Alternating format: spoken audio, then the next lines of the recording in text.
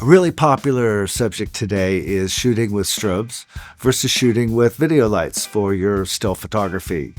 For me personally, the strobe is always going to be the way to go. But let's talk a little bit about the advantages and disadvantages of each. So why do I prefer strobes for my still photography?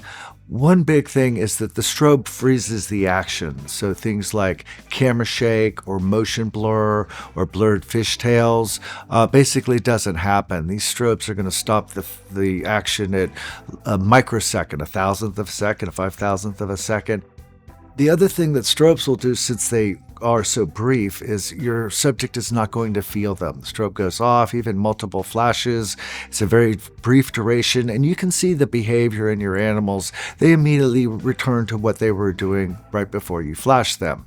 Some of the video lights that we're using these days are incredibly powerful. 10 and 15,000 lumen lights are available on today's market. And the thing is, when you start using lights like this, they produce a lot of heat. And if you're trying to shoot very close to your subject, which is one of the rules of underwater photography, whether it's wide angle or macro, the animal can actually feel that heat. And this just isn't good, because now you're going to change the behaviors of this animal. In fact, he'll probably turn away from you and try to move out of the frame because the heat feels so unnatural to them. Whereas with the strobe, it's over in a millisecond. The next advantage that makes me lean towards strobes for my photos is that the power usage per flash is very, very little. To put it in broad terms, I can shoot my strobes all day, 500, 600, 800 images, and probably into the next day if I need to, although I do prefer to charge overnight.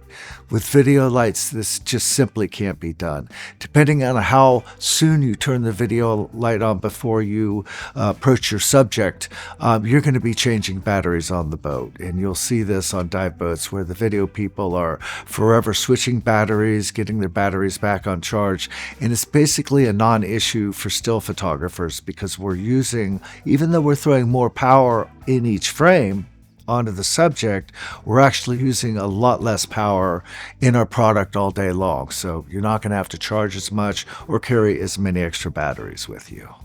It's a little easier to be creative with your lighting when we use strobes.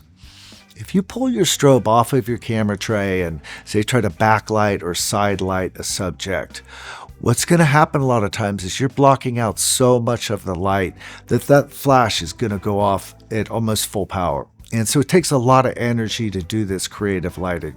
Well, it's there for you. It's available with the strobes. You can shoot them at full power all day long and still have plenty of power left. Whereas with the video lights, since they're not as intense, you might find the manipulations that you do with side lighting, backlighting, or just creative lighting in general, they don't have quite the same effect. And that's a function of their power, particularly if I'm blocking a lot of that power by, say, putting it behind a coral head or a sponge.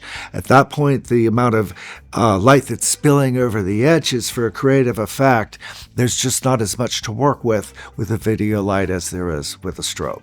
One of the key differences for shooting with constant on light or strobes is that the strobe photographer really isn't going to see his scene in its true glory until after he's made the capture. In other words, your reds and your yellows and the whole exposure of the scene isn't going to be displayed until after the capture, your flashes have gone off and you see all the color and your shadows and what you've done with your lighting. When we use constant on lights, as I come into the scene with the camera, it's going to be lit up to the same exposure as when I pull the shutter release. So this can be an advantage because I'm going to see true colors, I'm going to see where my shadows are and where my highlights are, and I'll just get a better feel for the frame. So constant on lights do offer a bit of advantage when, especially if you're struggling in the beginning to visualize what your image is going to look like after the capture. When you light up the frame with all these lumens, your camera's going to be very happy, and your autofocus will be lightning fast because it's a big, bright frame. Not so much so with the strobes until after you pull the trigger. So certainly, either type of light will work and produce good images for you.